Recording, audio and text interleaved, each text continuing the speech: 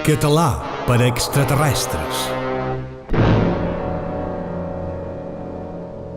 Caos, destrucció, estam en perill. S'acaba de fer públic que una espècie intel·ligent de l'espai exterior ha arribat per apoderar-se de la Terra. A les illes els marcians ja han atacat els edificis més emblemàtics, però sembla que som els únics del món que de moment resistim.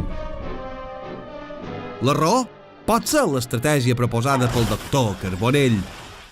Si de debò els volem desconcertar parlant-los en català, no es verà? És l'única cosa que no s'esperarien mai que fes un illenc amb un nou vingut. I sí, l'estratègia funciona. Els marcians a Mallorca fugen espantats en sentir la nostra llengua. Per això, davant l'eficàcia de la mesura, el món sencer s'esforça ara per aprendre català. Més informació demà a la mateixa hora.